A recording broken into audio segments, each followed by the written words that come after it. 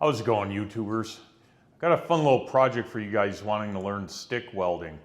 Now, no, I wasn't the person that came up with this idea, so I'm not going to take credit for it, but I will take credit for at least sharing it with you guys because it does somewhat work and help. And that's using a Sharpie of some sort as your electrode in your stinger. Now, it goes without saying that this isn't a rod you want to be running, so make sure your welder's off or your power cable that's hooked to this is disconnected because you don't want to actually arc weld with this. So what you want to do is just chuck it up in that stinger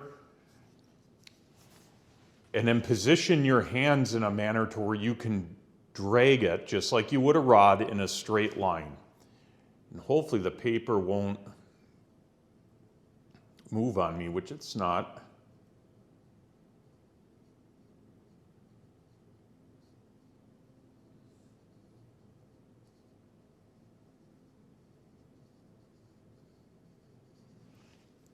So now, as you can see, I drew a pretty straight line. However, you notice that it's not parallel to this piece of paper.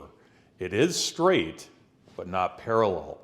One of the things that I find, myself included, and everyone that I've ever taught to stick weld is oftentimes that they can weld a straight line, but just not parallel to where they should be, basically.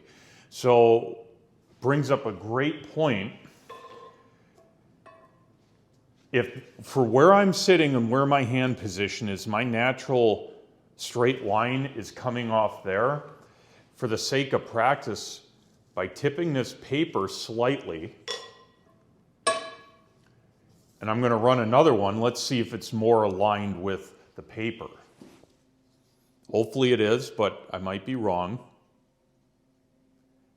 And I'm going to try and do it one hand now.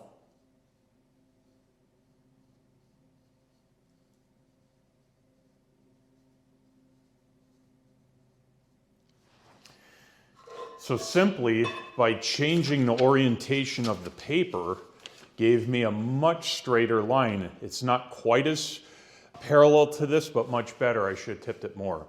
Now, is this a realistic exercise for the real world? I would say yes and no.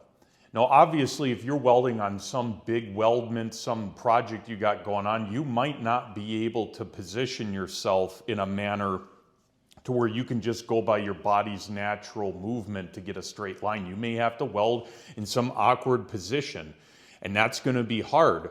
But if you can reposition your work in a manner to where your natural movement of your body will help you stay straight, do it if you can. Practice going backwards as well, like I'll do that right here. And actually, let me put some weight on this so it doesn't move on us. Doing this is going to give you a lot of skills. Now you can see I'm a little bit bumpy. The cord here, power cable, was rubbing against my welding table at the start. Still though, pretty straight line, and that's actually more parallel to the sides in my second line. So it wouldn't hurt to practice this. It will help you. And if you can't run a reasonably straight line like I did, guess what? You're gonna struggle when it comes to welding. And you also saw, I only had this on here as a weight to keep the paper from moving. If you cannot draw a line because it keeps grabbing the paper, that's telling you you have too much pressure on your rod tip. The pressure that it takes to do this is literally about the same as what it does to weld. So this is, when I think of it, actually a pretty good representation of actually stick welding. If you have a death grip on this stinger, you're not going to be able to move your hands nearly as good in your wrists as you should, so it doesn't hurt. I'm telling you guys, you can see I'm far better going left to right than I am right to left. Muscle memory and hand movement.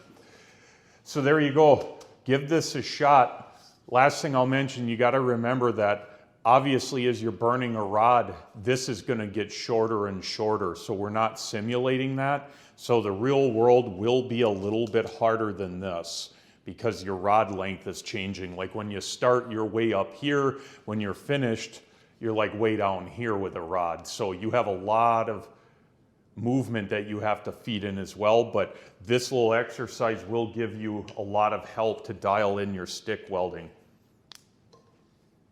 Thanks for sticking around.